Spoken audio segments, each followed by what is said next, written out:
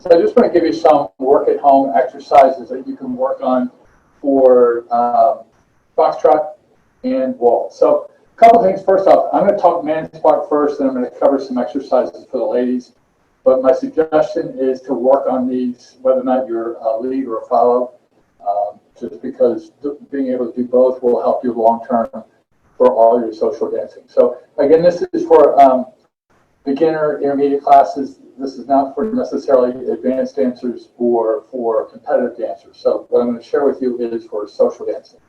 So when you're doing a foxtrot, you should all know foxtrot basic for the man's part is straightforward left, straightforward right, to the side, together. So we've talked in the intro classes to be sure that you're taking straight steps right at your partner, straight steps right at your partner, to the side, together.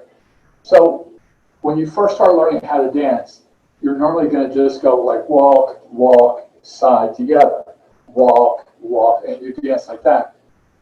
The exercise that I want to give you is to let you start, instead of just stepping the dance, is to start dancing the dance. So instead of walking like this, side together, you'll start dancing it more like you're dancing it instead of just stepping it. So again, when you're walking forward, what I'd like you to work on is just moving forward with the entire body. So every step you take in foxtrot, forward step in foxtrot or waltz is going to be on a heel lead. So that means you release your toe, you take your foot off the floor or your toe off the floor, and you step just like as if you're walking down the street. You walk on your heel initially.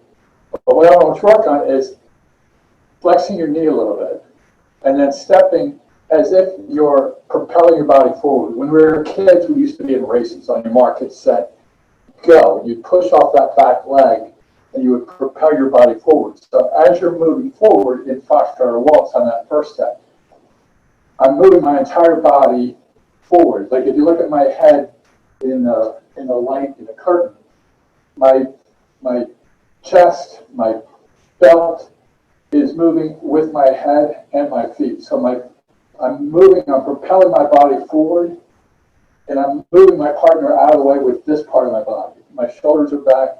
I'm just moving through it like that.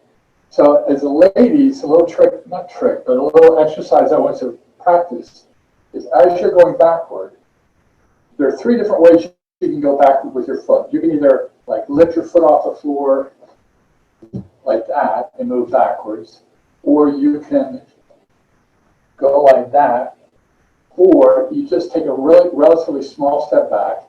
I'm going to reach with my toe perpendicular to the floor. So it's not like that, not with the ball of the foot, but with my toe. And then as my partner moves me out of the way, my head, my shoulders are going to move back with my toe. So again, if I lift my foot off the floor, it's very easy to tuck that toe underneath your partner's foot. So this is a way to ensure that you'll never get your foot stepped on. So you step back with the toe, just move your body backward. So the exercise you might want to practice is while you're sitting there watching TV or knitting or doing whatever you do, this is for men and women, just point your toes, both toes towards the floor for about 30 seconds, and then pull your toes up towards your nose for about 30 seconds, and then just rotate them. This is going to increase your ankle strength. So the last exercise I want to give you is on your side step. So let's talk about waltz now for a second. So guys, when you come forward left, side together, back right, side together. When you first start learning waltz, you're stepping like this. You're going 1, 2, 3, 4, 5, 6. As you get better, you get more comfortable, you want to start stepping, pushing to the side, back right, pushing to the side. So again, if you notice my head in the curtain, my head is going to stay relatively still, and I'm going to push my hip to the side. I'm going to use my putter as a bat. If you've ever swung a baseball bat, baseball, softball, as a right-hander, you step into the pitch. So the pitch comes and you start stepping into the pitch. You're pushing off that right leg and you're pushing your hip to the side. You leave your head behind, then you start your swing. So the same concept is true for social dancing. So if I'm stepping, I push using this leg, push to the side, leave my head behind.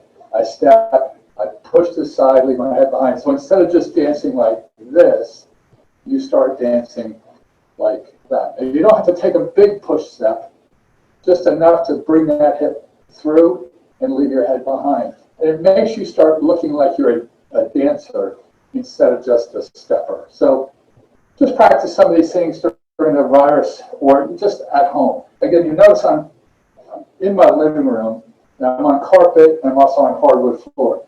So whether or not you're practicing on carpet or on hard floor, you can still push. As you're coming forward, you can still push that way, or if you're going backwards, step that way. So these are all things you can practice at home. So with that, hope you enjoy this exercise.